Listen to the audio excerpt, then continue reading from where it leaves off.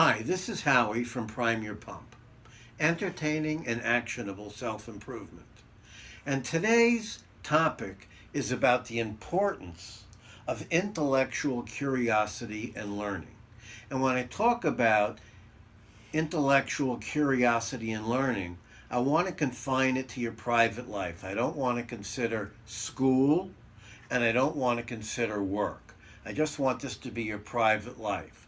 So you're intellectually curious about philosophy or about football strategy or something like that.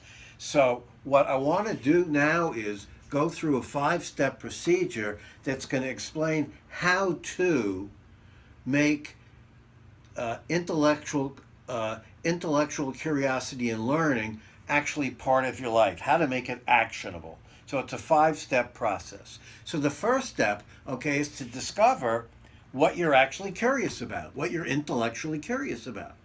And, one good technique could be to go back and think about what you liked when you were a kid. For example, when I was a kid, I loved dinosaurs. And I remember opening up the big National Geographic book, and the center spread was all these dinosaurs, and I would look at it, just for hours at a time, thinking how cool the dinosaurs were.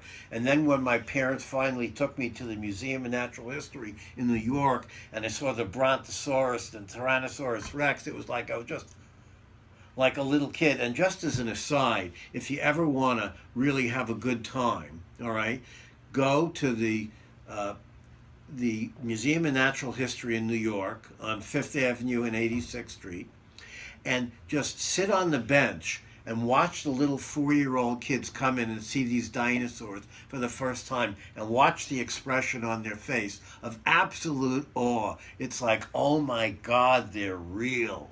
All right? And it's almost like I'm a vampire sucking up their excitement. It's a great, great, great thing to do. So first you want to discover what you are curious about. One thing is to go back, like I said, to when you were a kid. So, dinosaurs for me. Actually, I probably would be kind of interested in learning about dinosaurs. Or when I got older, all right, I was interested in philosophy, but I never really had any time to pursue it. So now, I study philosophy a little bit. So once you know what you're curious about, the second step is to figure out how you learn best. Now, people learn best by reading, by listening, by watching, by doing, etc. And so what you want to do is you want to figure out which method do you learn best by. And if you just think about it for a few seconds, you'll probably realize it. And out of every 50 of you, all right, 40 of you are probably going to learn best by doing. A few of you will learn best by reading and listening, okay? But most of you learn best by doing.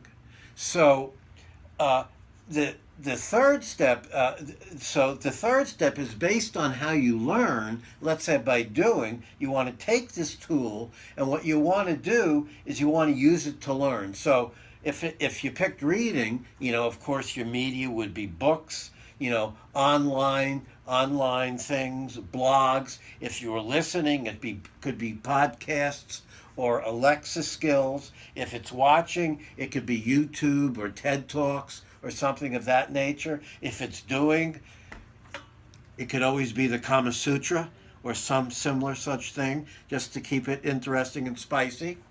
Now, the fourth step, all right, is to use your learning tool to satisfy your intellectual curiosity. So if watching is your major tool, and what you are curious about is how to put a car together, all right, then what you would do is you would look at YouTubes on how to put a car together.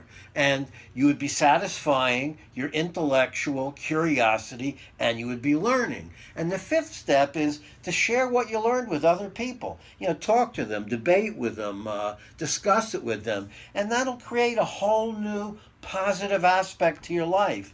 Instead of the same old humdrum crap, now all of a sudden you're talking about something you're interested in, and you may actually find a group of people that live near you or online that are interested in the same thing. So you can open up a whole new aspect of your life. So before I leave you, okay, remember, okay, to read our posts on our on our blog, and if you like them, to share them.